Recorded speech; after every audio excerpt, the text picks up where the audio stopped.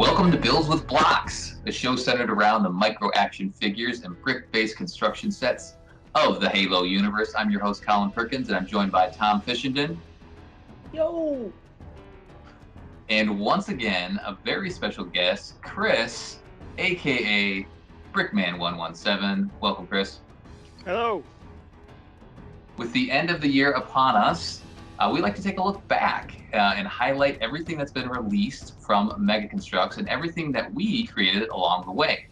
Brickman is very gracious enough to join us as we dig deep into his journey creating the ultimate Banished AA Gun. It's finally done. It's out there, so just go check out that video if you haven't seen it already. We also want to take a look back and recap the year that was 2021. Those will be a fun conversation. We'll go real quickly around the table just to see what we've been up to. There's a few things we've been up to. Halo Infinite released. So, Tom, no spoilers. Chris hasn't played yet. Tom, what have you been doing? So I caught the Flood Plague, and I've been trying very hard not to turn into a combat form. So if anyone watching sees me mute and then cough, apologies, it's just the condition of me being here today. In terms of what I've been building, I put together a little battle mock using some of the tropical base plate pack. Because I bought that purely to have some terrain and was like, do you know what, if I'm getting these, I might as well put something together with it and put a little video out and then put them away in my collection afterwards. And apart from that, I've just been working on surviving the Flood Plague. Yeah. Well, you don't look terrible, so the worst must be behind you. So it's all Photoshop. Very nice. Chris, I'll toss it over to you. What have you been doing to wrap up the year? I've just been trying to sort out my studio, actually, very slowly and painfully trying to remodel it since I moved everything back in from my house where I moved everything to build that. I've slowly been. Was it the beginning of the year that you moved everything into the house and now you're moving everything back? Yeah, it was about a year ago I moved everything there, and that was painful enough. Right. Quite a few trips in the car, and now I'm slowly putting it back in because I've got a bit more space to utilize in the studio, but I'm making it more of a display museum / studio now. I like that. Yeah. Very cool. So that's what I've been doing. Awesome. I will go quickly. Well, I've been up to a lot. So lots of Infinite, lots of Halo Infinite. It's out. Multiplayer. I've been trying to get my weeklies done. I'm on my second playthrough. Actually, I'm trying to go through and collect all of the audio logs and all that sort of stuff for my first save on normal. And then I started my heroic save, but I just need to kind of stalled out on that as I've been doing my collecting. What else? Oh, a little fun Halo 3 series. Excuse me, Halo Universe. Blind bag. Halo 2, Colin, get it right, goddammit. This is a Halo 2 Marine, but he's in my hands. So I have all 6, but I did want to share with you guys. The Marine looks fantastic. And yeah, oh, there's the original. That's right. Does he have the little goatee as well? We have our Brute. He's got a nice hairy chest underneath that belt there. He looks great. And this piece is loose. This little kind of shoulder piece, or the kind of the collar is loose, but his head sticks on there and it puts it on nice and tight. The plasma gun here is pretty bright red. And I'll show you one more because I know Tom was interested in this one. The Zvezda, the gummy with the commando, and his commando looks so good. Eyes are colored too. So that's a little paint application on his eyes. So there you go. Now I'll open the rest here, and maybe I'll pump out a review. Maybe Tom will help me with that. We'll see. But so far, I've been the only one to find them on the squad. So yeah, so very happy with those. There's 6 of them in total. And a couple other things real quick, and then we'll dive in. I swear. I've been doing lots of Halo Infinite stuff. So I think I got a Banished beanie cap. So like this Banished symbol, but it's like a winter cap because it's cold here in Minnesota now. So I have, I'm officially converted into the Banished. Take me Atriox.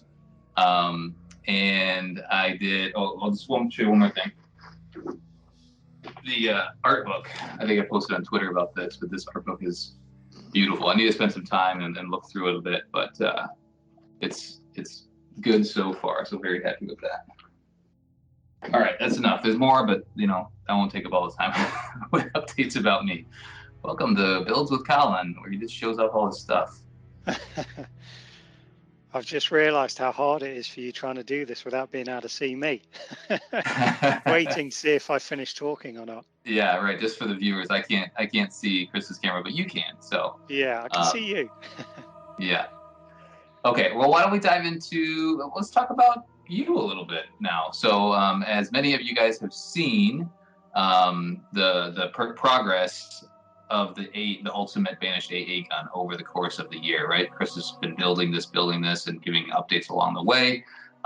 We wanted to, and it's now that it's finished, we wanted to take some time to ask him questions, talk about the build itself. There's all this little detail, and again, he had this nice overview where he talks about kind of all the little elements and walks you through everything.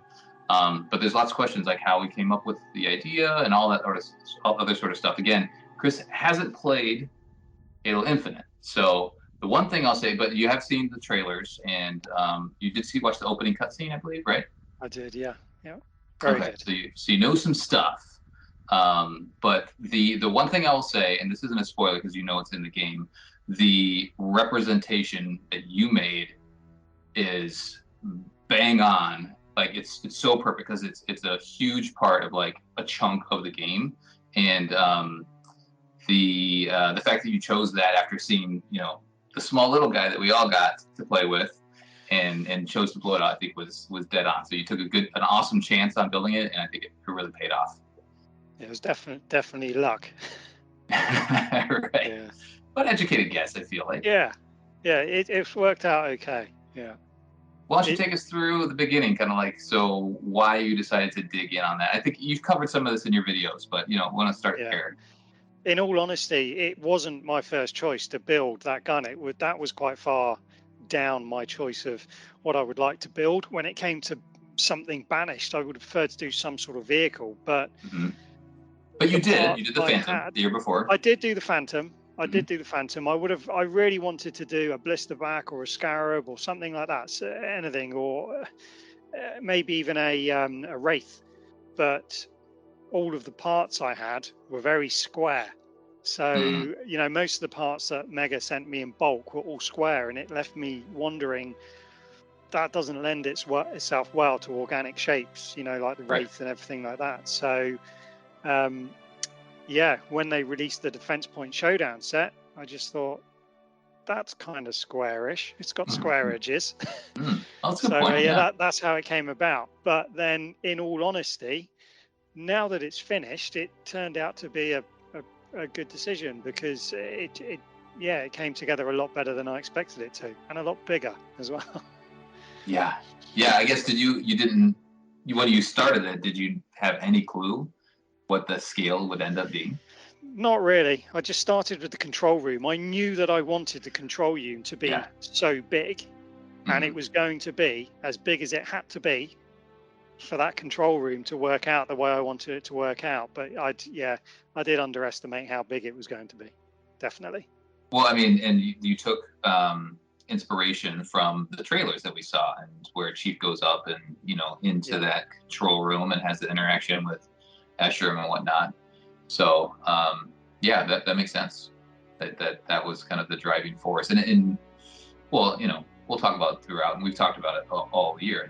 You nailed it, which is awesome. And you took a little freedom too. Well, you talk about the control room itself, and we'll have some videos here that we can kind of put in. But the control room, it has the kind of the secret compartment in back that you created. Yeah. So the control room's got the armory at the front of it, which I still don't know if that exists in the game, but either it does or it doesn't. It was just a waste of space if I didn't do something with it. And as for the rest of the interior of the control room, I just went free reign. You could see a fair amount, and was it the 2020 E3 demo which we saw that gun in? So you could see a certain amount of the interior, but a lot of it back then was when the graphics hadn't been polished and there wasn't a huge amount going on in there. So I wanted to make it more interesting. which is it is a mock at the end of the day. So you might as well make it interesting if you're going to put that much time and effort into it. What was like? And again, I remember watching your update videos. So was there at any point when you were working on that you were just like, maybe I shouldn't do this anymore? I'm done. A lot. It drained me, that build. It's just the sheer scale of it. It was the hours that went in to it, and I thought it was going to be easier because of the shape, but the shape ended up being a lot more complex than I thought it was going to be. Just the control room alone is a very unusual shape to create out of bricks. They do it quite simply on the small defense point showdown set. You can't use the same techniques to do it on that size with that much space inside whilst trying to make it strong as well. So I almost stumbled at the first hurdle. It took ages to create that control room with any kind of confidence that I was going to be able to have the legs feed into it while still be able to be dismantled so you can move it while strong enough that it doesn't all collapse, while still not really knowing how big it was going to be or how high it was going to stand off the ground or if I'd have enough parts to finish it. So it was, every stage was challenging, a lot more challenging than I thought. I'd finish one stage and think, oh, this bit will be better, and then it just opened up a whole new load of problems. Right. I want to just add an interesting observation quickly, because when you think about that process and the way you've described that there, Chris, that is probably exactly the process that Mega went through when they built the Scarab, working out how to attach the legs and then have it so you could take them off and move the body independently as well. It sounds like you've gone through a very similar iteration to probably what they would have gone through building that. So it's just cool seeing that parallel between obviously your build and then what they've done for that official one as well. Yeah, definitely a lot of hope. Yeah. Do you, and I forget if you had mentioned this when we first chatted, but do you do sketches before anything else, or are you just manipulating the bricks? Is that kind of how, like a trial and error type situation when you're just working on the shape? I just build. I don't do any sketches, any sort of planning as such. All I do is have my iPad alongside me with a load of screenshots of that trailer to try and reference size. And then obviously once you've got the control room, that dictates the size of everything else. And that was it. And if you come to a point which is a whole mock, you look at it, you know what you want to do, and then you look at what bricks you've got available. So you then come up with plan B, and then you start building, realize you don't have enough, so you go to plan C, and then you just keep evolving it from there. And then you end up with the best you can get with what's possible structural wise, strength wise, and parts availability. Right. That makes sense. So have you, again, forget if we may have asked this before, but did you ever play with Forge in Halo 3 and the other Halos? Because I feel like when Forge comes out in Infinite, you'll be able to manipulate the camera, you'll be able to see all the angles of everything. That would be a super good resource for you. Yeah, I never used it. I never used Forge, but you're right. It would be a better way to do it. When I was doing the Banished Phantom, I can't remember the chap's name, but in fact 2 or 3 people, I don't know how they did it, but on PC they were able to take really good screenshots of Halo Wars 2. The Banished Phantom in Halo Wars 2, get really close up, pretty much any angle that I couldn't find those images on the internet, and they were good enough to send me those, which really helped when I was putting the Banished Phantom together, because that wouldn't have been as accurate as it is without the help of those people. So yeah, it definitely would help in the future. I think if I ever do another mock, I'm just going to go first installment of the video, please send me some pictures. Yeah. And we've got you, it's fine. We've got you. Yeah. Yeah, just pop on our YouTube. You'll get it all. Has it been tough to avoid spoilers for you? Or, I mean, you're not a big social media guy, right? No, I'm not a big social media guy, and so far thumbnails have been quite kind.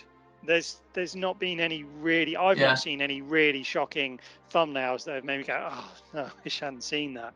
Yeah. So yeah, so far I pretty much still know nothing. So looking Gotcha. forward to it. I have something that I want to say, but I think I'll let you enjoy it when you get to it. We'll have that conversation. Colin, the laser is on your chest right now. Just to clarify. I know. Okay, so I wanted to talk about parts then. So you talked about all the parts that you needed, and one of the reasons that you picked this was because you thought it would be easier than it turned out to be. So how did you go about acquiring all these parts? So Mega did supply me with a huge amount of lights. Well, it's silver, light grey, or dark grey, and then the Banished red in mainly block form or slope or small plates. Only up to 2x4 was the biggest. Loads of those, but I ran out of those very quickly. So then they resupplied me. And then also I was using a lot of the Defense Point Showdown set. So I purchased 4, 5, or 6 of those and then went through those really quickly. So Mega offered to step in again and send me some more Defense Point Showdown sets, because the Defense Point Showdown is probably one of my least favorite sets from the Infinite line, simply from a scale perspective. They've just got other, I think from a usability, everything else they've done I really like, but the Defense Point Showdown set, if nothing else, is absolutely incredible for parts. It's got to be one of the best parts breakdown sets I've ever seen. There's just so many useful pieces in there. So if anyone's looking to mock build and they see those on special, that would be the set I'd recommend buying, because it's just fantastic. Do you recall what part you used the most? Was it like a 2x1 brick, or like what was the most used part in the mock? The most used parts were probably brick form. Was a 1x4 brick. Went through ridiculous amounts of those. When I was getting towards the end of the mock, I was having to use 1x1 bricks in place of every other brick, because that was all I was left with. Ouch. So where I would have, like on the power cells, where I would have preferred 1x4 bricks, or at the very least 2 or 3, I was using so many 1x1s, but trying to ration them so you didn't have this irregular view of, you're trying to make it look random, which is why another thing I did was, which it ended up looking good in the end. Most people have commented and noticed that I've got the current Infinite Silver and the old Mega Blocks Light Grey, which gives a mottled effect over it. So it looks more aged and worn, but that was purely through necessity, because I knew I was going to run out of the silver bricks. So I started using both the plates and the bricks, and I realized it actually gave it a bit more depth rather than being all one pristine looking color. I went through my entire collection of short swords. I'd had them. I'd had quite a few sets. You, Chris? I know. I had a lot of sets of short swords, all bagged up, complete stickers and everything that I'd bought secondhand. You've seen my videos where I get the hauls. I've washed them, I've sorted them, I've rebuilt them all, and they're all bagged in their boxes. And I had to cannibalize every last one, and all of my broadswords as well. I think 4 broadswords, about 5 short swords, and what else went in there? Any other grey vehicle? Everything just got absolutely cannibalized. So that hurt, because I like even the used sets, I like to keep in their bags, because you never know when I'm going to want to use them for a future mock or diorama, whereas now they're just shrapnel. They're just parts. Well, short swords are great for mocks too. I feel like a dive bombing run overhead. Like, I love that. Definitely. It's the same as the Phantoms. All my Phantoms I've got, the original Phantoms, I think I've got about 8 or 9. all from hauls, complete. That I've got them all. I've gone through them all, put them all in their bags. But I know the day will come if I decide to build a huge, either a cruiser or a big Halo 1 Spirit dropship. Oh, if I do an ultimate size one like the Pelican, those Phantoms will just be depleted. They'll gobble up. Right. Yeah. Minifigure scale truth and reconciliation needs to happen. Everybody wants a minifig scale frigate. I know. Yeah, that thing would entire your entire garage. Yeah. Oh boy. Okay, cool. I want to get into a couple more of these questions. We got some good stuff here, and then we'll talk about the mock itself, like the finished product. But what do you think? You know, we talked about the control room already. Was that the most difficult part, or was it the legs? Like, what else? What else stood out as, you know, pulling your hair out? The legs were the easiest part, but the most boring part because there was 3 of them, so they were repetitive. But I really enjoyed detailing the actual stilts of the legs.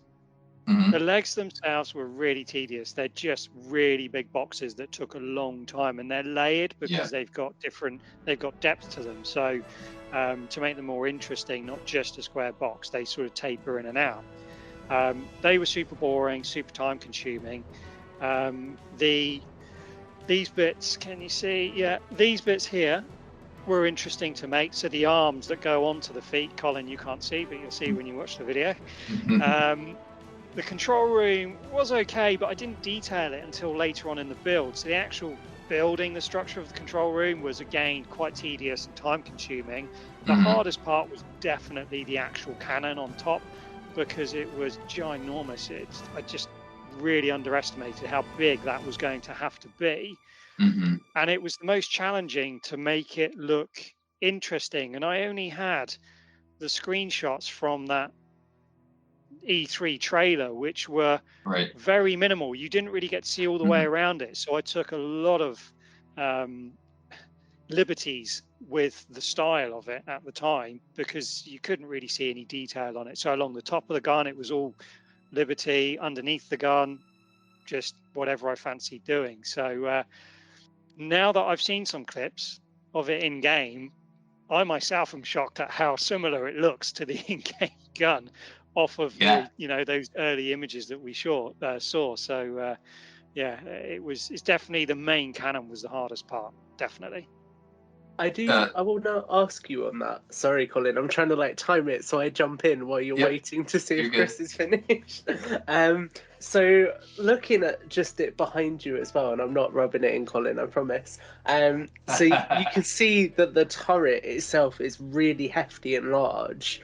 Were you worried at all when you were building that, having it above the control room? Because obviously that is a lot of weight to have coming down onto one joint. How did you approach that structurally so it wasn't just coming through the roof? Yeah, I was not even 50% hopeful that it would hold it all, because it wasn't until I'd finished it that you could really test it. When I first put all the legs on, I realized that I had a lot of strength there, and there's some sort of basic engineering principles going on in here as they slide in, which makes them lock in together. So you've got this TP effect going on, which makes the load go to the right place, which is why it's probably 3 times stronger than it needs to be now that it's all done. But obviously I didn't know that when I was building it. I hoped, but I didn't know. And as for the gun bearing down on the roof, I used, if you guys have built the short sword, you'll know the tail section has got some long Technic pieces in them. With the holes in, and it's where the the fins that come off the end clip into. So of all those short swords that I cannibalized, I saved a lot of those for strengthening up that roof, because that roof is it's about 4 blocks high, with an awful lot of pretty much every Technic piece I could find, and then lots of plate sandwiching, which makes it really strong. And then it's actually just being supported by the back wall and the front wall, because this wall here is kind of clipped on to the side. There's no real strength on those walls, so it couldn't support on those. So yeah, it was definitely a relief. But I mean, it being sat behind me now, by the time we finish recording this, will be the longest amount of time it's sat on top. Usually I put it on top, film whatever I'm filming, and then I take it back off and put it on a unit over there. I'm gonna be nervous this because whole I don't Watch want it to leave fall. it. So yeah, maybe you guys will see it collapse. If we do, we'll Keep cut an eye on it, it. we'll let you rebuild it, and then we can resume it. It's fine. No, we just got to keep going with it. This If it falls over, we just carry on. I love it. Tom, I was going to ask you about, because obviously the gun is in the game. When you got to the gun itself, did you think about Brickman? Because I did. I was like, look at that thing. Oh, it looks just like I think it. the thing that shocked me is how spot on you managed to get the scale. Because obviously you said you just built it around that control room, but actually, without spoiling anything, when you encounter it in the game, you do think, oh my god, that's huge. So the fact that you have that kind of real stage presence for it, especially when you compare it to the scale of the figures, is really cool, because that is spot on to how it is in game when you first encounter it. Yeah. Especially considering what we got. You know, again, we love the representation of what we got, but it's just there's no way for them to have given us an AA gun with the appropriate size. And also, when we first saw the images, before we could even buy, you know, the Defense Point Showdown set, we had no clue. We hadn't seen the E3 trailer. We had no clue how big that gun was going to be in the game. And then when you did get the E3 trailer, that trailer, the gun wasn't the focus of that trailer. In that E3 trailer, we still didn't really have any idea of how pivotal they were going to be to the game. Whereas I have watched a few trailers of multiplayer and things. There's a multiplayer map, I think, isn't there, where that gun is in one of them, is it? Yes. Yeah, I haven't played any so multiplayer either, but I've watched a couple of videos of people playing that map with that gun, and you realise that's what I mean by how lucky I was that I chose to build that, because it ended up being very relevant to the game without me realising until it was finished just before the launch. So yeah, it all worked out pretty well. Well, you could recreate that multiplayer map too now that you have the centerpiece. And did you know that the gun fires when somebody scores a point in that map? I didn't. Yeah, it's so good. I've not actually. I don't think you see it fire in the E3 trailer, do you? So I don't think I've seen any. No, they don't really show that of it firing. No. That was a fun thing for people to discover when they played that multiplayer map. So it's pretty cool. Yeah. Cool. What else do we have? Oh, the lights. Let's talk about the lights in a little bit, and then maybe we'll talk about the actual kind of the mock itself. But like, talk about the process. And you already did a video on this, but did you have the lights, the idea of incorporating lights in your mind to begin with, or did that, like, once you were done with the control room, you're like, okay, now I'm gonna start, like, I think we should add this element. How did that come about? I knew I wanted lights from the word go, but didn't have a solid plan because I don't plan. But once I started building, I was very aware that I would need somewhere to put lights, at which point I didn't know which lights I was going to use. I did actually reach out to all of they're not official, but with Lego, you've got a number of companies that sell lights for specific sets. So I actually reached out to all of them to say, did you want to sponsor this build? And all of them came back and said, no can do. It's in conflict with our agreements with Lego. So they all said, we'd love to. It looks fantastic. They're really supportive of it, but they said, unfortunately, we can't, but we'd happily supply you if you want to pay for them. They just couldn't sponsor it. And it's really expensive. Yeah, I could buy them direct, but the amount that I would have needed would have cost, thousands of pounds probably. So it wasn't worth it. So I just jumped on eBay and got some, that strip lighting that you put underneath your kitchen units for I think they were like £3.50 each one, with a little battery pack of AAAs. So all I had to do was, I haven't got one to hand, but they're just 3 AAAs in a plastic case with the wires coming off it, and then the LED strip. So once I knew how big that was, I just had to allow voids, and like the power cells at the end, they're just hollow boxes, which is ideal for dropping the power unit in, the lights are just all coiled up in there. They're not stuck to anything. And inside the main gun along there, they are actually stuck. They're stuck on the inside. There's like a run going all the way down the middle, so the lights are stuck to it, pointing outwards. So they come out of the actual red light in the middle of the red bricks, and then they feed their way around the back as well, up through the top. So you've got that top lighting as well, which you can see in some of the videos. So yeah, that was actually one of the easiest bits and the most satisfying bit, because when I first stuck them in, turned the lights on, and then turned the room lights off, that was a nice day. Yeah, that's awesome. Not so stressful. Make sure it worked. Yeah. Well, I'll probably make sure it was bright enough, right? Yeah, and also, I mean, the first time I put them on, it didn't look right, because it needed to glow rather than spotlight through it. So you have to put them in the right place to get it so it looks like it's charging from the inside, rather than seeing each individual LED coming straight through. It didn't look right. So I did move them, but that was easy. Moved them before it was too late. Yeah, cool. Any other thoughts, Tom, before we get into the diorama itself? I'm just thinking. At I've what not point? done that for a while.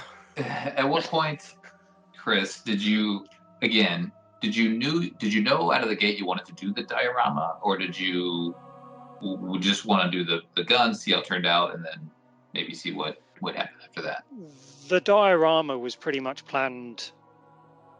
It was planned from the same time that I decided on doing the AA gun, because originally when I was speaking with Jan at Mega, he said he wanted to sport something. He said he wanted to sport a build, or be happy to sport a build. I just had to tell him what kind of build I wanted to do, so I chose Banished, so they supplied the parts, at which point nothing was discussed. It was complete free reign to do what I wanted with, and for a while I just didn't know, so the bricks kind of sat there for a while and I wasn't sure, and then once I decided on this and I started building, I then got back in touch with Jan and I said, look, I've got a really good idea. I'm going to do this huge AA gun, try and get it minifig scale, which would be great, but I think it will be better if I create a huge terrain, because that way it will allow me to integrate and show off the rest of the Infinite Line sets, which Jan loved the idea of that, and he said, great, let me know what you need. And that's where a lot of the parts for the foliage, which I've had like a million questions on YouTube, where do you get all those train pieces from? I've got no idea where half of those train pieces come from. I've never seen them before. Many of them definitely don't come from the Halo line. And yeah, he just was really good and sent bags and bags and bags of foliage parts and That's huge. the water parts. He was going to send base plates for the floor, because I knew I was going to need lots of those, but he wasn't able to get those, so I used the battlescapes, which it wasn't my first choice, but now that I've done it, I'm pretty, I'm okay with it. It's I still like the battlescapes. I think battlescapes are cool. Yeah. It covered a bit of table. I'm gonna jump in just for anyone who's watching this and thinks, do you know what, that's really cool, I want to make my own mock like that. There is a subline that Mega do, and I don't think it's continuing, because there's not been anything new released under it for a while, so if you want stuff from it, grab it. It's called Mega Constructs Inventions, and as a part of that line they do like terrain plates and things. So I just got a tropical island pack that has like dark green terrain plates, and if I find it in here as well, this will be where the water pieces came from, so it has some like that, and it also has some of that shape water-wise as well. So really good. I was going to say, Chris, is that the biggest that you have for water? Is that what you got? Like little, those so that would be where they the triangle came from. Ones for the water. Yeah, I did wonder where you got those from in your latest video. Yeah, I can send you a link later if you would like. But yeah, very, very useful line just for anyone who's thinking about doing their own mock building as well, who's watching this. And when did you get all the terrain stuff? Did you get that early in the build from Mega, or was it not until towards the end? No, it was. I think it was just towards the completion of the gun. So I did a video when the gun was complete, and that was when I got back in touch with Jan and said, "Look, it's time for the terrain. Can you see what you can get?" Which he did. He went away. He came back and he said, "I'm not sure what I can and can't do." And he said, "But I've passed it on to their design team," which it actually came with this, which I bought to show, which was nice. I don't know whether you can read that or not. Can you? Is the light reflecting on it? Can you see that? Yeah, that's perfect, Chris. I'll let you pause it. But basically, that was just. Colin can't see it. I can't see it.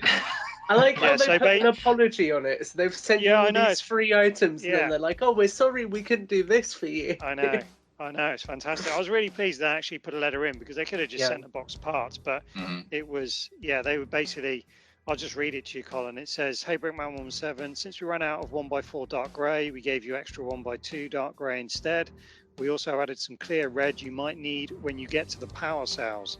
Have fun building. Sincerely, Mega's Creative Shop." Awesome. So cool. That was really nice. So I don't know who that was, but thank you.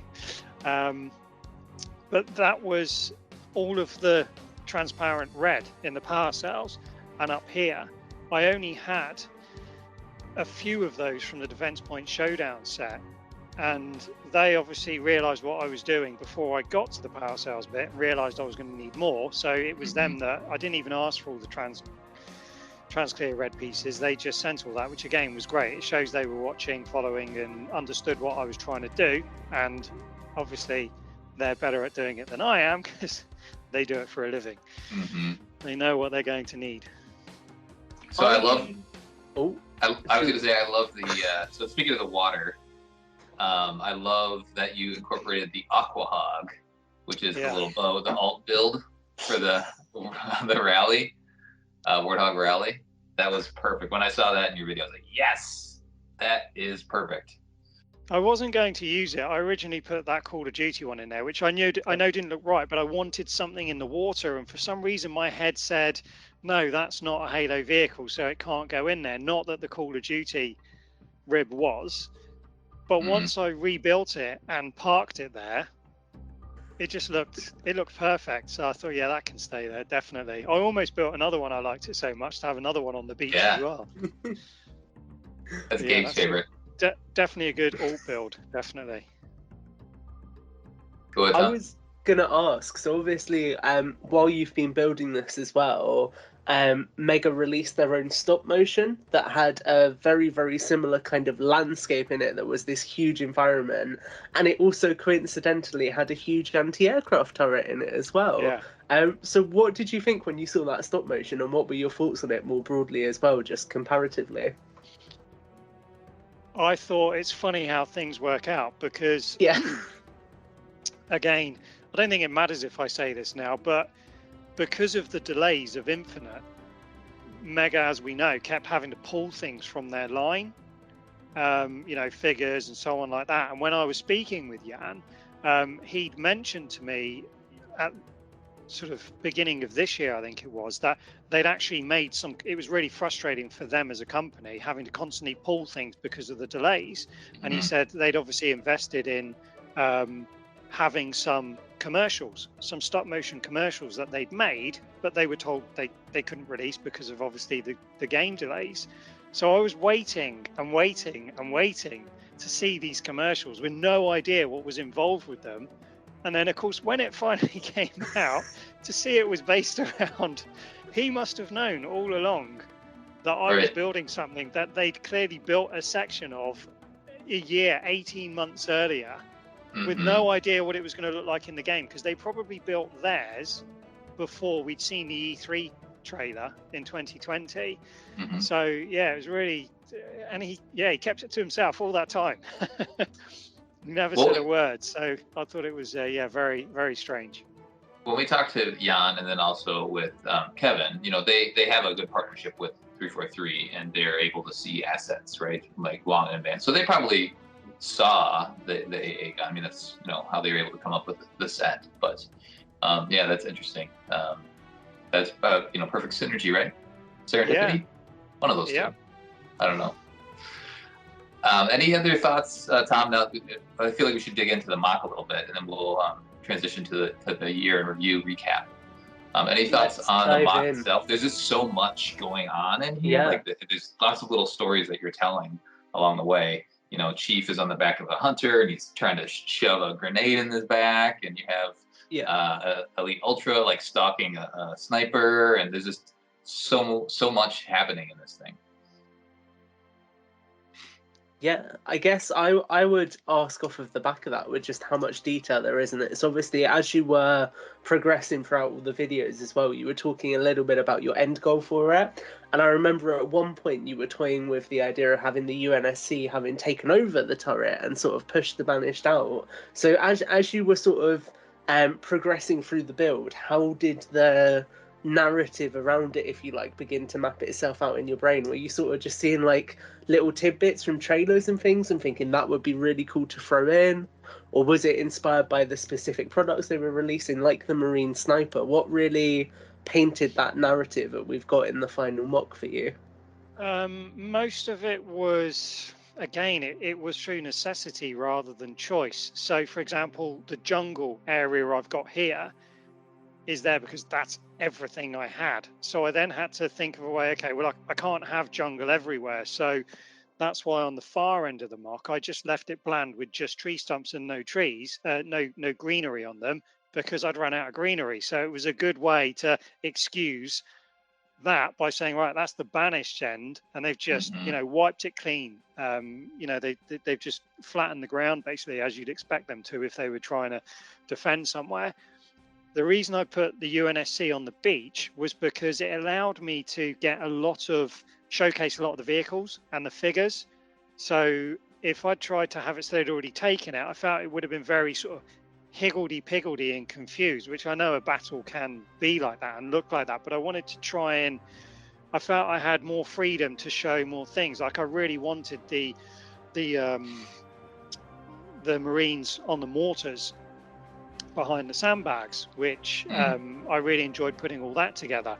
I wanted to get as many vehicles in, so that was good. I also wanted to do my little holler table that I did, which looks like Cortana, but as soon as we saw that trailer and we knew the weapon, which obviously I've seen that trailer, I was like, well, it's the weapon. Yeah, and that's perfect. Then I really wanted, as soon as I saw the I can't remember which series it came from, but the trans blue pilot figure, that was a blind bag, I think, wasn't it?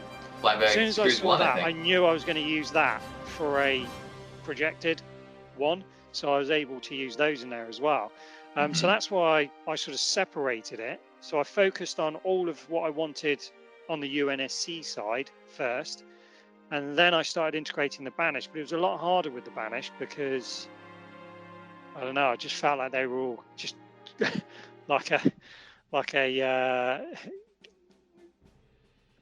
you wanted them to look less organized and more chaotic, just pouring in, as it were, and just roll over the UNSC. So that's what I was trying to show there. My one big regret with what I did there was I really wanted the other two members of Blue Team, but can't get them yet. That would have been really nice to have those two figures in there as well, but Kelly and Linda, but haven't got those yet, so that's why they're not in there. Yeah, well, you need to get the Razorback, is what you're saying, because we got Kelly. I was going to say, if you need help getting a Razorback, just let me know as well, and we can organise that potentially. Thank you very much. Yeah. Is there anything you didn't have? Sorry, Tom, I'll hand it back to you. But you got me thinking. Was there anything that you didn't have from like an additional vehicle standpoint? And I'm watching the video over here. You have the shade turret, and you have the Warthog in there, and you have Ghosts, and you have Skiff, and you have so much. Was there anything that you're like, I wish I had this to help flesh it out a little bit more? It was really difficult knowing when to stop, because originally I was going to have more Banshees in the air, and I was going to put another Wasp in. But then every now and then you just got to stop, stand back and say, does it need any more? Because it can start to look too busy, and then it just looks like a kid's emptied his toy box on top of the mock. Right. And it doesn't make any sense anymore. I was trying to keep that sense of, realism. But then again, I always keep in mind the Believe trailer from Halo 3. And when you watch the diorama on that, it is so chaotic. It's just Marines and brutes everywhere. It's just madness. Yep. But they managed to pull it off really well in that. Whereas I tried to do the similar thing here, and it's really hard to get that balance right. I mean, there are things that I would have liked to have been in there. I would have liked a Wraith tank, a Scorpion tank. But what I realized when I was putting all the vehicles in, as big as it is, it's not really big enough for that size vehicle on that battlefield. Right. You run out of room very quickly, and then it looks overcrowded again. Yep. Makes sense. I feel like that kind of answered what I was going to ask as well, because I was going to say when I put that mock together that you referenced the other day, I kind of looked at it afterwards and I was like, well, it just looks like I've thrown a bunch of figures on a base plate. It doesn't really look like a fantastic mock. So I was going to ask how you juggle that, but I think you explained that quite well. So I'm going to go for a stupid question instead, and ask, does this mock have a 10-year plan like Halo Infinite? It does have a future, this mock, but I don't know when it is. The only reason I've not ploughed forward is because I've spoken to Colin about this in months gone by, is due to time restraints, I'm stepping back from it for a little bit just to give myself a bit more time. But at the same time, I've got a really bad itch that needs scratching to move this mock onto the next phase. And I wanted to do a big team battle on it, so take all the figures off and just get all of the recent figures that could justifiably be in there for a big team battle. I also want to do a red versus blue, but literally just red and blue figures with capture the flag on there as well. But when I do that one, the AA gun comes off and the ultimate assault on high ground goes on. Yes. So I've been looking at how I can somehow stitch into those base plates the ultimate assault on high ground in the far back corner, the beach here, and then put maybe a couple of other bits on there as well, and then a huge red versus blue figure battle with obviously the two flags, which I really like the idea of doing that. But again, it sounds like a 5-minute job. But it's not. Integrating the ultimate assault on high ground base to fit in nicely will take time, and then placing the figures, doing all the filming and everything. So, but yeah, it definitely has a future. It's not going anywhere. Once we finish this call, the gun will come off the top. It will go back on the side. All the dust sheets will go back over. I'll turn the lights out, and I'll come back another day and start working on those plans. Sounds like the possibilities are infinite. Or endless. I managed to get it all, yeah. Did well. There's some community questions. Should we dive into those, Tom, or do you have anything else that we're going to cover? Yeah, I'm happy to dive into the community questions. Do you want me to run with these? Give you a break from going through some questions? Do a little rapid fire here, and then we'll transition. Cool. Okay, so we had a couple of questions from Busters 2005, and they were, what base plates did you use for the beach landing mock? They said the grey ones specifically. And what's the process of making the dioramas? So obviously you've given us a nice overarching view of how much work goes into it, but maybe just condense that a little bit for Busters. Sure. So the base plates, the grey ones, they're the ones he's talking about aren't on the mock anymore. There was some big 60 by 60 clear base plates, and I think they were 30 by 30 grey base plates. I used that because I was running out of the large terrain base plates. So for a lot of that mock is covered in tiles, literally 1x4s, 2x4s, 2x2s, just built up across there because I ran out of terrain base plates. But when I started sticking all of those smaller pieces to those 60 by 60 tiles and the grey tiles, because they're not branded mega ones, they're just universal ones off the internet, what they do is they make the base plate curve up like this, they pulled tight, so it was coming off the ground. So after I'd done the video that you saw, which was called the beach landing, I then had to strip it all back off again and start again, which was a real pain, but had to be done because it didn't look right and it wouldn't have worked. So they're not used at all on there now. And in regards to, what was the second question? Building terrain. So it was just the process of making a diorama overall. You got to take your time. Always start with your groundwork first. Have in mind where you're going to put your foliage and so on, and build your foliage up. Small plants at the bottom, big plants at the top.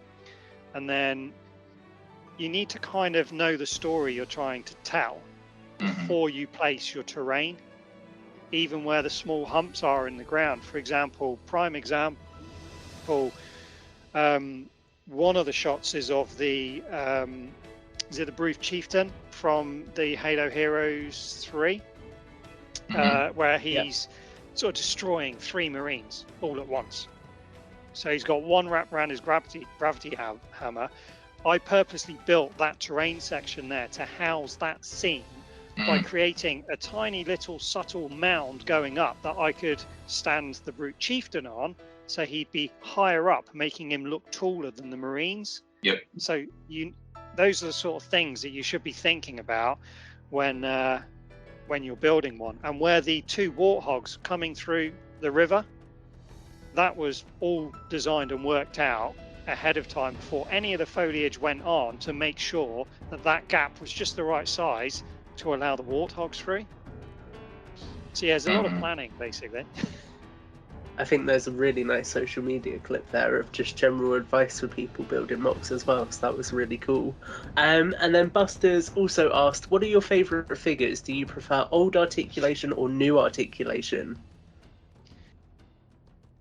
For dioramas, definitely new articulation. The poses you can get are so, when you take still photography with it, like I did in the final overview video, you can get some really realistic looking poses and scenes. But that said, when I was actually going through some of my old figure collection just a couple of days ago at home, just simply because I had a load that one of the kids had got out loose, I needed to put them back in. They're all kept in clear bags, all the same type. And as I was going through them, I was thinking, it's such a shame that these aren't superposable, because I would love to use them more in mocks, but you're so limited by how you compose them.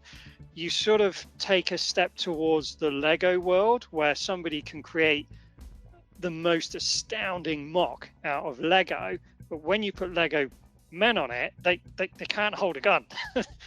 Right. They just look really awkward with weapons. And yeah. And that's the bit that lets it down. That's one of the big differences for me between Lego and Mega. So, yeah, I like them both for different reasons. Cool. Okay. Then Elson94 asked, are you going to put the Ultimate Pelican and the AA gun side by side? And if you had all the time, money, pieces, and energy in the world, and I think that last bit's very important, then what would be the biggest and or most complex thing you would want to make? So first one's easy. Yes, that's why I'm remodeling my studio. So off to my left, I've got all my shelving with my new sets and some of my custom builds on, which is all going to be lit, all the shelves, just on black plastic shelving. And then behind me, I don't know if you can see this if I move the camera, I've basically got the whole mock now on these cube units, and that's got clear perspex in front of it. All of those as well are going to become display cases for normal sets rather than custom sets, because I hate the fact whenever I build something, I then want to take it apart very quickly so I don't have to clean it. So all of those cube units are going to be completely sealed with LED lighting. So it will be more like a museum of sets. And incorporated into that, down that side, will be a long side unit where I will then have the Ultimate Pelican on display built, because at the moment it's stripped. Just like the gun comes off the top of that, the Ultimate Pelican has the wings taken off to stop them from sagging because of how heavy they are. But I'd like to be able to have it actually fully built with just some stands underneath it to, you know, take the load off it so there's not so much stress. So yes, when all of that's done and finished, I'll then release another studio tour video showing everything I've done, and then it will all look much nicer. So yeah, I'm really looking forward to that. If I had enough money in the world to build anything, I don't know. I'm not sure it's about the money. It's about the sanity. Well, I think he's saying just how much, if you had all the pieces that you need and that wasn't a concern, what would you tackle? Longsword. Right. It's in the works, right? Yeah. It's still there. It's still over there on the side, and I can't bring myself to strip what I built to use for parts because I haven't really needed them, in all fairness. But it's just not going anywhere. I would need some serious guarantees of part supply from Mega to finish it, but I would still love to. I've still got the blueprints rolled up over there. I still think that would be an just incredible mock if I could get the right pieces to do it. But in all honesty, I don't even know if the right pieces exist in Mega. Again, I thought that was going to be, it's just one big triangle, isn't it? Big triangle wing. Challenge. So yeah, but I think if it was any parts, no budget, the first thing I would do is pick that back up again and get it finished. Well, Mega, you heard that here first, and just think about the kind of stage presence that would have somewhere like Toy Fair, right? I'm just throwing it out there, you know. Mega and I have already had that conversation. Don't think about the nightmare of shipping these things, Chris. Yeah. Just don't worry about that. Then we had the Pesky Bird who asked, would you make a cannon-sized Master Chief eventually? So like a 7-foot tall Master Chief. I'll let you take that one first. Go for it. So not a cannon-sized Master Chief, but I have got things floating around my head to use the buildable Chief helmet as a base, scale a Chief off of the size of that helmet. Yes, that one there. So I'd love to have the parts to build the rest of that body or the rest of that armor. But the issue I've got there is if the one that's behind you, Colin, the buildable Chief, you'll know how intricate that build is and how many parts are used just to create that size. And I think you could recreate it at the scale of that helmet, but I hate to think how many specialist pieces you'd need to do that. And I'm just not aware of what sets I'd need to get that out of. Possibly 50 of those sets that you've got behind you, I think. Exactly. That's the first thing I thought of. Yeah, but that would look incredible and very, very difficult. Yeah. And the Pesky Bird's next question was something which would probably be just as difficult, which is, would you ever build the Oni Alpha site or part of the ODST map? They're not hitting you with easy questions here, Chris. To be honest with you, a lot of people ask about building, bases. But apart from, I know I built the Ultimate Assault on high ground base, but I found something about that interests me, that base. But general bases, I don't know. It's not overly interesting for me. I'd generally rather build vehicles. I just find it's got more interest for me. Yeah, no, that's fair enough. Probably not. Sorry. You timed that comment on vehicles perfectly, because the last question from Chucky V is, can we ever expect to see an in-scale Scarab? Yeah, that's got to be one of the most common questions I get asked. But I don't know the chap's name, but somebody's built a Banished Scarab, and it's amazing. Yeah, it really is amazing. And I'm not sure where he got the parts from, whether it's a mix of Lego and Mega constructs, but it really is amazing. And I don't see that I could top that. So it doesn't really, I quite like to do things that haven't been done so I probably wouldn't be building one of those anytime soon. I'd sooner build a blister back. Yeah. Would you ever consider just your own vehicle, your own creation? I've seen you done some things like that, where it's like a modification of the Warthog. Would you ever come with just something else that the Banished might? I have got something that I was going to show you actually, but Colin, you can't see it. But I'm going to enjoy this. I was mentioning it to Tom earlier. So something that I've been wanting to do for ages, and this will come out on my channel eventually, and I'm hoping I can do build instructions for this. And this is off the back of the Troop Hog that I did with the 2 Warthog sets. So this was really difficult because I limited myself to certain sets again, so people would know if they have those sets, they can potentially try and build it. So if you like the NMPD line, which I love, and you like fast cars, you're like this. Oh, whoa. Which I'm calling the NMPD Interceptor. So I don't know how well you can see it, Tom. Yeah. Oh, but it's meant to look like a hypercar, pursuit car for the NMPD. Oh, that's and I'm so really, sweet. really pleased with it. Yeah, that is really nice. Colin, So you just keep smiling, pretending I'm just see it. soaking it in.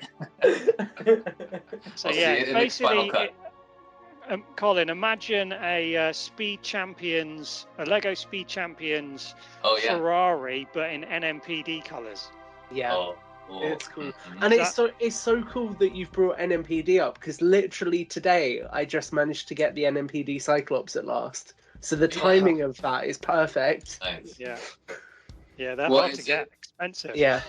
Is it the same size as that Lego reference, or is it the bigger Hot Wheels Mega? No, so it's 8 wide by, I don't know how long, I didn't count it, but it's I don't know what the scale of the Hot Wheels ones are, but I'd imagine this is about the same length as most of the Speed Champions sets, which I don't actually have any of, but I just went on to Lego and got some instructions of how they were put together to get a rough idea of how you build that kind of car, because I've never built one before, but I've always wanted to, because I love the NMPD line, but there's so few sets to it. Right. But I've got like 6 or 7 Hornets and the police cruiser. Yeah. Which is all right, but it's a bit of a funny looking car. Being somebody that owns a garage, I'm used to seeing cars that look a bit nicer than that, so I wanted to make some improvements. But it's non-canon, obviously, but I've always wanted to build a whole fleet of non-canon NMPD vehicles. But that'd be so are cool. any of the NMPD vehicles canon? So the cruiser is in ODS2. Yeah, it's on the streets in ODS2. And the Pelican. Yeah, the Pelican as well. The Warthog, it makes sense, because I'm fairly sure that the NMPD had mongooses, although they don't have the livery on them in ODST. But you can find them in garages around the city. So I would assume they'd have a Warthog as well, because it's how it works in the real world, isn't it? With military surplus. So. Well, when they remake it, they need to put the Interceptor in. Yeah. And we need to be able to drive it. Yeah. Yes. Just imagine speeding down the freeway level with the Scarab overhead in that. That would be amazing. Well, still the remote control. My argument is they've still got cars. It's the future. They've got crime. They've got car crime. They must have a police interceptor to catch those crooks. Yeah. They're not going to get them in the Warthog. That's the next season of Traffic Cops right there. It's going to be following the NMPD. Love it. Well, this has been awesome. Thank you for taking the time to go through the AA Gun, just what you've been up to, and just your general thoughts about and advice about diorama stuff. So fantastic. Thanks for having me back on the show. Absolutely. We're going to transition over to the year 2021 and talk about everything that we've done. Chris, what you've created. It's just going to be a nice recap and talking about. It was fun creating the notes for this, because it was fun to go back and be like, oh, we did a lot of stuff this year. We talked to a lot of people, and then going through your YouTube, Chris, and like, wow, you did quite a bit. I mean, there's a lot of AA Gun, but there's a lot of other fun stuff to cover off on. So let's dive into that now. All right, so since I've been talking quite a bit, I'm going to toss it over to Tom. He's going to take us month by month, and we'll talk about the highlights of each month, kind of go around the room. This is gonna be fun trip down memory lane. Not that it was long ago, but I'm looking at this and like, oh, that was this year. Yeah. I forgot about that. So take it away, sir. Okay, so we're going to start with January, and it's worth contextually knowing that each sort of month is broken into store shelves, what they were looking like, builds with blocks, what Gabe's been up to, and also what Chris has been up to on the Brickman channel as well. So in January for store shelves, in Target we had the Skiff, Warthog Rally, the Banshee, the Energy Sword, the Chief Helmet, the AA Gun, the Mongoose, and Halo Infinite Blind Bag Series 2. Walmart had Warthog Rally, Halo Infinite Blind Bag Series 2, and Halo Heroes 12. Dollar General, continuing in its tradition of being quite random, had a lot of random heroes, figure packs, and also the exclusive turret takedown. Amazon had the Hijack Ghost, the UNSC Marine Platoon Pack, and the Pelican. On the UK front, just for the other topic, you did generally see a lot of other retailers apart from Amazon. So Smiths, for example, their offerings slowly diminished. So Smiths did get the Ghost, but then the rest of the line sort of faded in and out of stock. Luckily, it has stayed fairly consistent on Amazon, however. On the Builds with Blocks front, we had our 10 best Halo Wars sets, our Gun Nut Films interview, and we also reviewed the Mercenary Combat Unit, the UNSC Combat Unit, the Damage Control Cyclops, and we took a look at some Jazzwares items as well. Just a quick note, you did a lot of Jazzwares, so I mentioned it here, and then I cut it out of the rest of the list. So if you're interested in Jazzwares, go to our channel. We have a bunch of good reviews. Tom's put all those together. You almost have covered everything. So we've got reviews on 2-packs, the Spartan collection, some of the 3 3/4-inch World of Halo, the Ghost, the Warthog, all of that. Yeah, I forgot when I was going through the list. I was like, wow, you did a lot of videos on Jazzwares. It's a good product. So, but I left it off the rest of the list here. It's just Mega from here on out. Cool. Yeah, no worries. It's a fun line to collect as well. On the Gabe front, Gabe finally got the Forward Unto Dawn, so the mythic set. And he also made a custom Spark miniature for Kelly Gay. So that was based on the Point of Light novel. I managed to remember it. Be proud of me. My law's getting better. And then lastly, on the Brickman front, Chris, I'm looking at you. You got your unboxing parts from Mega, and also just ahead of the new year, so in December of 2020, you finished off the Banished Phantom, which I think was a very, very popular build. So I'm going to throw it to you first, Chris. January, can you remember any highlights? Was it good getting that Banished Phantom done? I was definitely good getting that done, because that was a very tricky build. But so I'm just looking at all those sets. That so much came out, and I think there's a lot to be pleased with there. But one of the standout sets for me, which is really boring, I know, but it's the Warthog, because I really like how they upgraded the suspension, and I just really like that set. I've bought tons of them because I just think they're great, and they're on special offer at the moment. So yeah, definitely a highlight for me there. Yeah, definitely. Yeah, that's cool. It's a nice new definitive Warthog, I feel. For me, the one before was the Warthog Resistance one, so the original 343 design, and then that came out and blew it out the water for me. Colin, what about you? What would be your highlight from January? Well, we kind of committed to the best sets of X game, and I know that was my idea.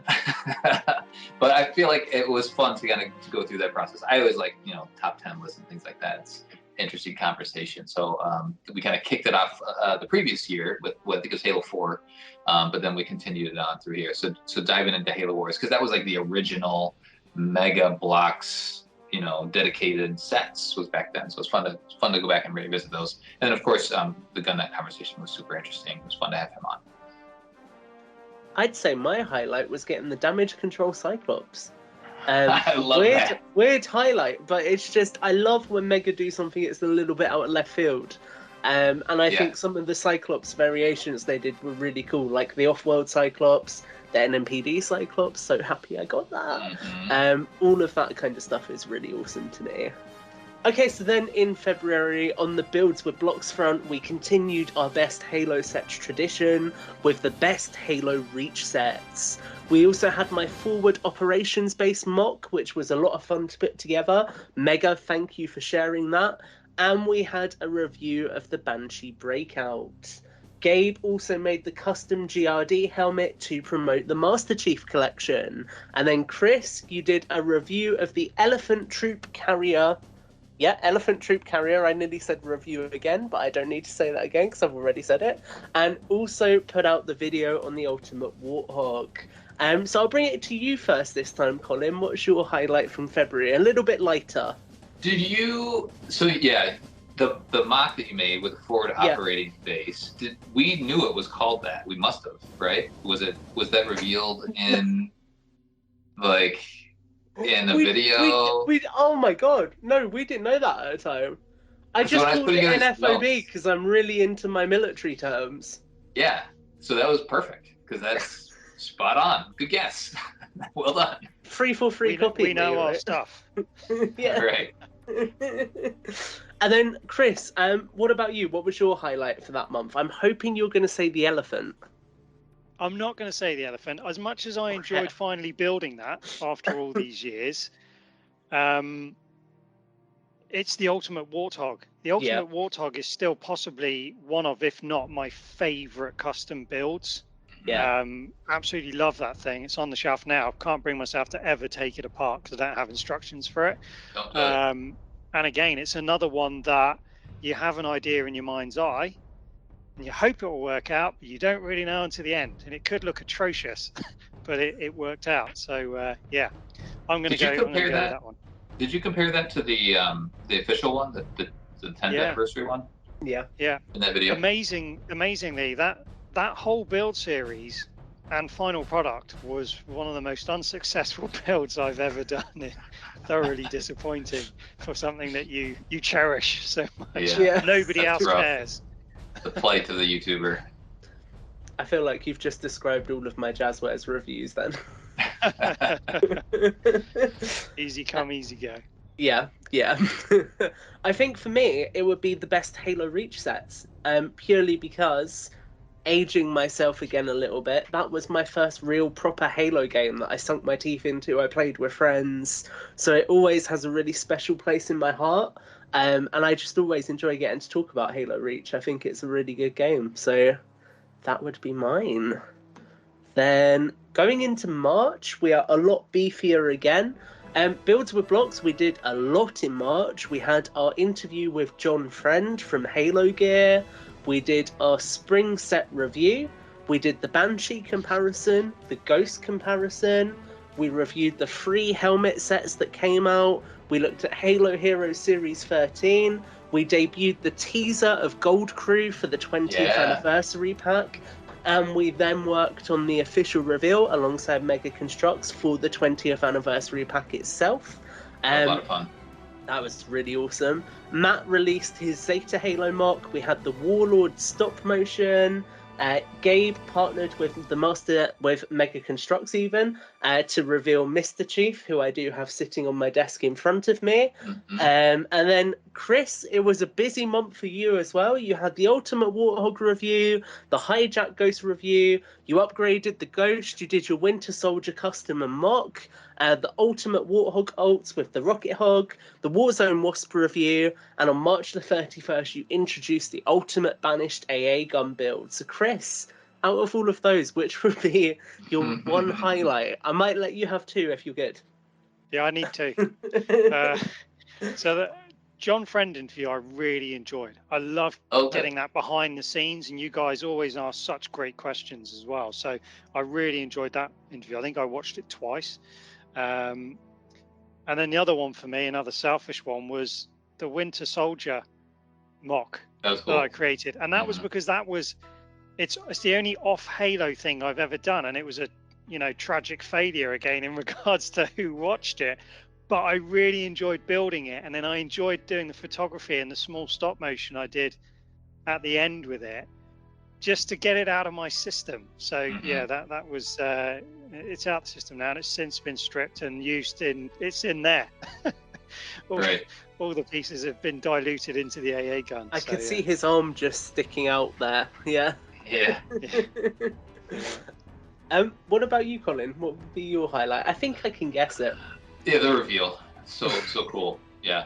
I mean, and then we have more to share about that at the end of the year too. Yeah, so just being a part of that whole thing was a lot of fun. So again, thank you, Megan, for allowing us to partner with you on that. Definitely, I'd say that was a highlight for me as well. Just getting to, it's weird for me, but for a career, I work in marketing anyway, and I know, Colin, we have a lot of back and forth on that. But getting to do something that's a little bit closer to not quite working for the company, but working in an official capacity with them is really cool for me personally, because it gives me a flavour of what it would be like to work in that one day. And it gets me really excited from a career standpoint as well. And I'm also going to say the Winter Soldier custom was also one of my highlights, Chris, because that is my favourite Marvel film to date. So I was so happy seeing it getting some love as well. That's good. You and I, we both like it. You're just coming back to your 20th anniversary reveal. Was that the actual video, or was that just when you released? Because you all got to release some images first. Yeah. Is it both? Yeah. So we released the images I first. thought you were just talking about the actual when you just released the images. I was waiting for the actual video. So yeah, that's my third choice. Yeah, that was a great video too. I think all of us in that were just so charged up as well that we were really excited the whole time, which was really awesome. And then we came off of that wave of excitement into quite a quiet April, actually. So on the Builds with Blocks front, we had the best sets from the original trilogy. We had our Blind Bag Series 3 reactions and our Dream Blind Bag series. We had a review on the UNSC Hornet Blitz, and I was surprised that review did decently, considering it was quite an old set at the time. And then we had my Banished Army video, and shout out to Grim Brother 1 for retweeting that. That made my day when someone from 343 shared that. On Gabe's front, we have got the custom Ultra Elite reveal. And then on the Chris front, we have got AA Gun updates, a longsword update, the MC wardrobe video, the Mark VI Iron Man stop motion, and the long hog. So, Colin, I'll bring that to you first. What's your highlight from those? There's a lot of juicy stuff in here. I'm going to go... I haven't picked Prickman yet, but no offense. The Banished Army video was really cool. Like, I think we had talked about this, or maybe you had the idea separate to me, but you showing all of the Banished vehicles that we had at the time and sets was really cool. And it did really well. People seemed to enjoy that, which I thought was really cool. Because I would imagine other collectors, maybe people that have just started collecting some Banished stuff, are like, what would it look like if we had everything? And you were able to provide that, which is cool. Yeah, that was a lot of fun. Chris, what about you? What's your highlight? I was going to say the Banished Army video as well. Oh, that was a really good video. I don't know what it is. You just don't often get to see that much Banished in one video or in one place. We're still trying to build up our collection. So I was really impressed with how much Banished, how much Banished gear you have. And that was, it was nice to see. And still, there's still not a lot out there now. There's not, no. And the fun behind the scenes of that as well really is, as you guys know, I've collected for a long time, but that video came about because the Banished is the most accessible stuff I have in this room. So everything else is in boxes, it's stored in various different places, and I knew that all my Banished was the recent stuff I bought, so I was like, I can put all of that together, at least it will make a decent video. So it's nice to hear that people enjoyed it. You made me buy some very expensive Halo Wars 2 Banished Phantoms from Canada. Colin knows all about it. The Banshees, you mean the Banshees? Yeah. Sorry, the Banshees. Yep. Yeah. I'm very happy to be a negative influence. That's right. I'm glad I've got them now. Yeah. The painful part's over. I think my favourite thing in April was the Dream Blind Bag series. Because back when I first joined the community, I would always go on Spartan Blocks, if either of you are familiar with that website. I feel like I may be the only Spartan Blocks user. It doesn't exist anymore, unfortunately, but shout out to Paul Knack, who used to run that. And I would always post what sets I wanted Mega to make in the future, so it's just letting me continue doing that. That's pretty much that. Then for May, on the Builds with Blocks front, we had Flood Sets You Need, so a bit of a deviation from the favourite sets to Flood-specific focus. Our full set predictions. All wrong, probably, by the way. Actually, no, I have a fun story about that. I predicted a Gun Goose with a Jackal Sniper. Oh, right, yeah. Yeah. Halo Infinite Blind Bag Series 2, Mongoose comparison, the Warthog comparison with Warthog Rally versus Warthog Run, revisiting the Scarab, so sun damaged, and stop motion Fight Hard Die Well. Gabe also had the custom Hayabusa Spartan, and then Chris, you had the Chopper review and the AA Gun update. So I'm going to throw that one to you first, Chris. What would you choose from May? Flood Sets You Need. I really enjoyed that video, and there's just not enough flood in my life. It's true. Flood figures. I really wanted to do an Awakening the Nightmare diorama, which I said I'd do at some point, but I just don't have enough flood figures. And whenever you see them for sale used, they're just so expensive. Yeah. So yeah, it was good to see a video solely based on everything flood that's being produced, and watching you lot argue about it. Right. Yeah, there's definitely some heated discussion sometimes. Yeah. Colin, what about you? What would your pick from May be? I'm going to throw it over to Matt's stop motion. Cool. I think this might be the first one he did for the year. Maybe there was another one, but he's when he puts those things out there, a lot of fun. So I think I'll shout out Matt's Fight Hard, Die Well. Yeah, do you know what? I'll do that as well, because I think Matt puts a lot of work into his stop motions. And I think it's really cool seeing some of the environments he builds from them as well, because obviously that you've got the dual thing of having to build a set that you can make a stop motion in, and then making the stop motion itself as well. Okay, so rolling on to June, I'm going to start with Gabe first, who released a custom Atriox and Jega Adomni to promote Halo Infinite while it was at E3. Then on the Chris front, we had an AA Gun update, and for Builds with Blocks, we had a Halo Cannon interview, the best NMPD and ODST sets with Daniel Bovey, the Halo Infinite Believe trailer by Matt, Halo Heroes Series 14, and the Shutdown mock. Colin, what's your highlight? Man, there's some good stuff in there. I had a good time talking with Daniel. I thought that was really cool, talking with a young collector. And he's got so many. He's got almost every figure now. I feel like maybe they have one or two left. So that was a fun chat. It was a cool opportunity to have him on the show. Yeah. Chris, what about you?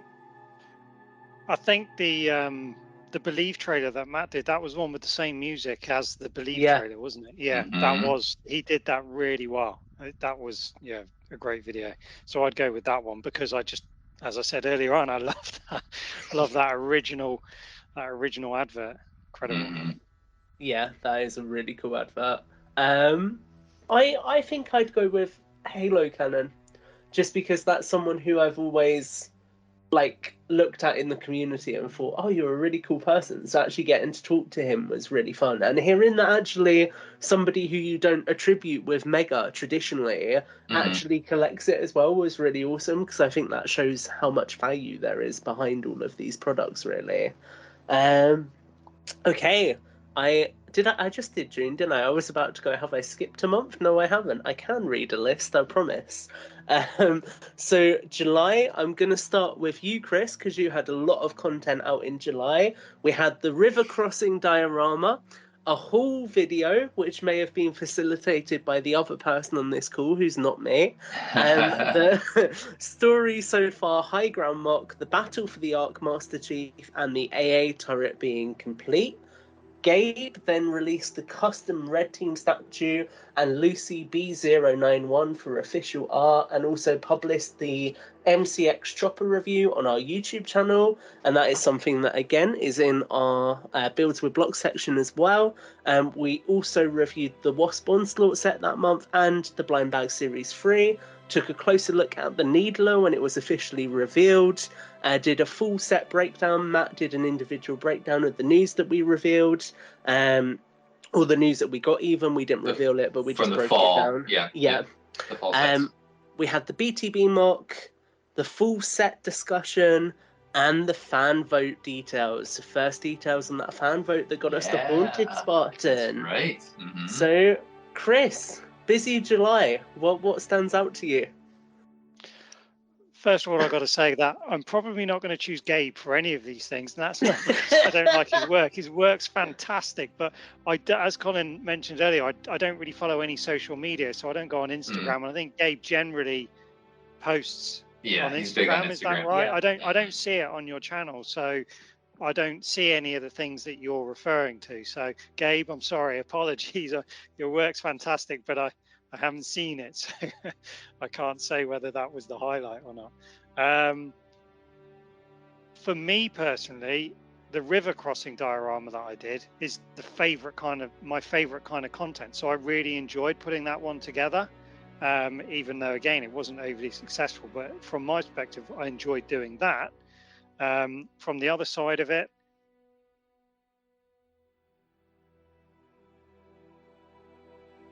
Collins, was it your closer look? Was that your review of the Needler? No, I didn't review it until later. That was just because Mega released a sliver of a video. Yeah. In like was it PowerCon or something like that? Oh yeah. I know the one you mean. It was something like that. So it was just a little bit. I'll save that for later. All right. You can just go with river crossing. No, because the fan vote as well. That was a really big thing, even though it didn't go my way. And it was wrong. But were you flood by any chance, Chris? I was flood, yes. Yeah. You were.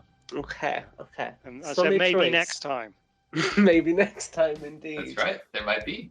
Yeah? Colin, what about you? What's your pick?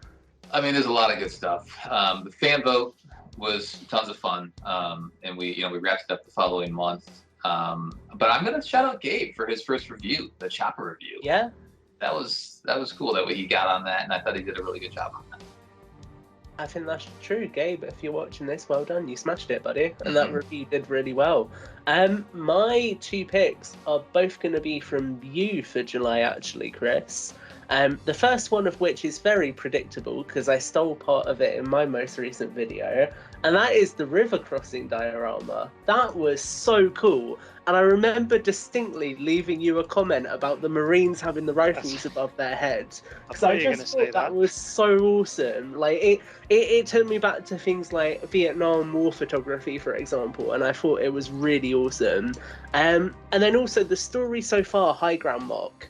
Was that the cinematic video you made with High Ground? Yeah. Just because it's a cinematic video was really, really awesome. And I really enjoyed the way you edited that and told a story with that. So definitely a highlight for me as well. The story so far was where I stitched in the ultimate High Ground cinematic with the river crossing cinematic and the I can't remember what it's called now. The one where I created the like the factory, the burnt out factory, the Marines hiding in there. It went from one to another to another. So yeah, that was the story so far. I always like that kind of stuff, and when it tells a narrative story, so that was really awesome. August, we're a little bit on the lighter front. Builds with Blocks, we had the Haunted wins the fan vote and a review of the red helmet, the escape helmet, which I have our review sample just here. Well, not a sample, I did pay for it, but it's there. Gabe produced the Flaming Haunted Spartan to Mhm. promote the Mega Constructs Haunted figure winning from the fan vote. I think he released it beforehand though, and I'm convinced that that was a fix. And Oh, that's right. He did. his artwork Mhm. caused it to get way more votes. So Gabe, it's all your fault. And then Brickman, you released the AA Gun leg complete with lights. So quite a skeleton month for us in August. It's summertime, right? Yeah, exactly. Colin, what are you thinking? What are you feeling? I'm gonna throw another one Gabe's way. Like that. That haunted figures. Yeah, Dope. So good. And it helps the haunted win, which was fine. So there we go. True. Chris, what about you? After what I just said, I'm going to go with Gabe as well, because I did actually see that, because Yeah. it was near the time of the fan vote, and for whatever reason, I went on and I did see that figure. So yeah, it's Gabe's win. Gabe wins this one. I'm Gabe. You're getting all three in one go, mate. Well done. Yeah, I think Gabe, you've definitely put the pressure on Mega with that custom figure. So well done. September, again, quite a light month. We had the evolution of the micro action figure with Kevin MCX, and we touched on the fan vote. Gabe shared the custom Trailblazer to promote the public Halo Infinite flights, and Chris, you had your beach landing diorama. So Chris, only three to choose from. What are you feeling? It's easy. The interview with Kevin MCX. Yeah, that's cool. You just can't get that guy on and off. Yeah. Mhm. Colin? Yeah, picking Kevin's brain is amazing. But I'm gonna. I haven't given one to Brickman yet, so I'm gonna go with the beach landing diorama. No, it's Kevin. That's the wrong answer, Colin. It's Kevin. I think for me, every time we get to talk to Kevin is awesome, and I can't remember. I think it was that discussion we had when I found out that he designed some of the sets I had as a kid, and it just blew my mind. I was like, the fact that I'm talking to you now when you have influenced me like 10 years ago is crazy. So that was really awesome. October, on the Builds for Blocks front, we had our best Halo 5 sets, the Spring Wave reveal, and before we go any further, Chris, I'm going to actually deviate from the script and give you an opportunity to talk spring sets, because I believe you're quite excited. So tell us your thoughts. What are you thinking of the Spring 2022 lineup? Well, I've already told Colin previously, I can't wait to get my hands on that Banshee. It's just, that alone. And the Arbiter figure and the other two figures in that set, it's almost all I need. Yeah. But it's currently on sale on Amazon for £250 for some reason. So yeah. Is it signature series size? Yeah, right. Yeah, it's a box of 100. So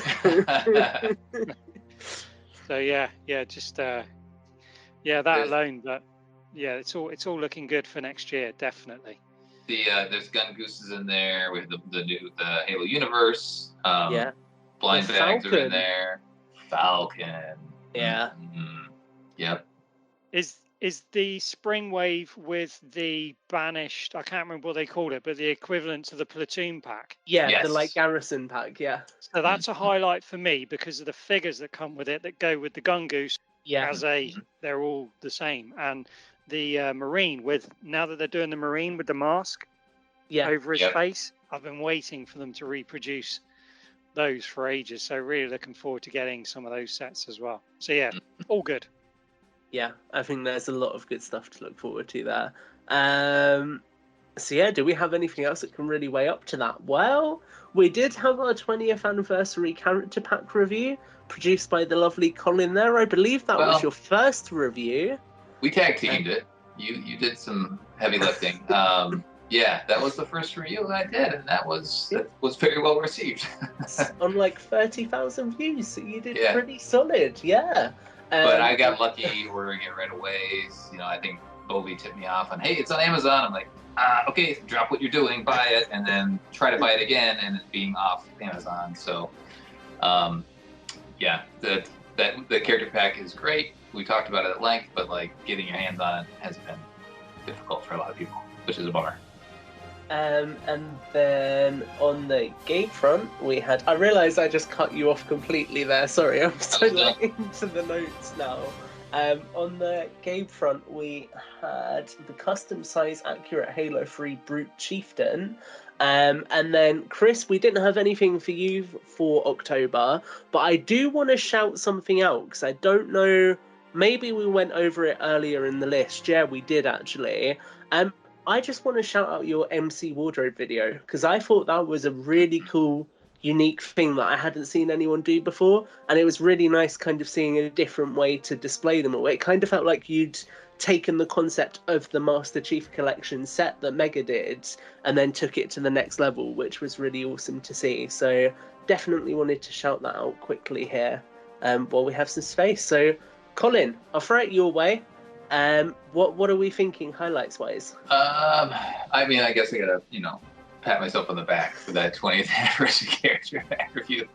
That's a lot of time. So when I did that review, I gained so much respect for you and Chris and everybody that puts together reviews because it's a lot of work to do and a lot of time. And I know I don't have a social life, but to put in the time and be like, and I had a better understanding of the craft, just like taking the right picture and like, oh, that one's not right, and oh no, I need to take another one and get it at the right angle. It's a lot of time to do that and to produce something that's got good quality to it. So I felt pretty good at that. Obviously, it's my first one. I could have done way better, but it was a good experience to go through. So I'll highlight that one. Cool, Chris. What about for you? Yeah, the review, you nailed it. And for people like me that can't get that set, it's really nice to see a well put together review of that set because it's probably the only way I'll ever see it. So yeah, the photography was good, all the editing was good, and the description was good. It was just really well balanced. And like I say, for your first one, it was really impressive. But I also want to say close runner-up was the best Halo 5 sets because I just love seeing the Spirit again. Oh, to me, the Spirit is just, and seeing somebody else hold it up to the camera and be as impressed with it huge as I am is, it's just nice to see that again. It's been too long since we've had a Signature Series set that's really wowed. I'm gonna go and cry about never buying that set now. Thanks, guys. Then moving into pretty much current day, we've got November, which wasn't that long ago.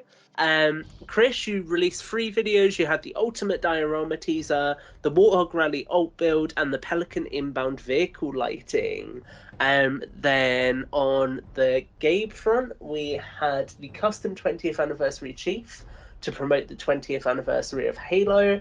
And on our Builds with Blocks front, we had my Destroyed FOB mark, a review of the Needler, and a review of Razorback Blitz. So I'm thinking I'm going to throw it to you first here, Chris. What are you thinking? Again, it seems last one, the Needler review by Colin. And simply because I don't have that set, and I may struggle to get that set as well. And it's just well done reviews. So if you can't have something, it's always nice to be able to see a good, well-balanced review on it. But hopefully Colin will get me one. This is exactly why I always watch your review on the 20-in-1 Scorpion while I'm crying myself to sleep. Matt helped me on that Needler, by the way, on that editing. He did a really good job. So thanks for that, Matt. I will say it's kind of a light month, and I don't want to give it to myself again. So I'll go with your Destroyed mock, Tom. Thank you. Thank you very much. I appreciate that. I'm going to go with the Pelican inbound vehicle lighting, because my God, do those thrusters look good with those lights you found. Like, I don't even have a need to buy lights, so you can't see it, but my Pelican's on top of my wardrobe behind me, and I am still tempted to buy lights just because they look that cool. So that was really awesome to see that. And I love videos like that because people don't share like little tips and tricks that often, so it's always cool getting to know about things like that. December, the month of Christmas, which is a word of dread for many people. So in December, we had the custom Halo Infinite Master Chief from Gabe, promoting Halo Infinite's launch. From you, Chris, we've had your ultimate diorama walkthrough. And this whole episode has essentially been an extension of that, which has been very awesome. And then on the Builds with Blocks front, we had the holiday gift guide with Halo Collector, the in-game toy comparison, another Builds with Blocks episode, the stop motions Zeta Halo Encounter, battles on Zeta Halo, the FOB mock by Matt, and the War on Zeta Halo mock by me. So, Colin, take us out for December. Again, really good month. We all cranked out a bunch of good stuff, but I got to give this to the man of the hour, the man of the show, the ultimate diorama walkthrough. Like finally seeing that thing complete, and you taking us through that thing. It's amazing. So thank you for taking the time to build that. It's a treasure for all of us builders and mega fans. The fact that thing exists. Yeah. It was built for the fans. It was always going to be a tribute to the fans. That was the agreement with Mega. They wanted to support me to do something for the community.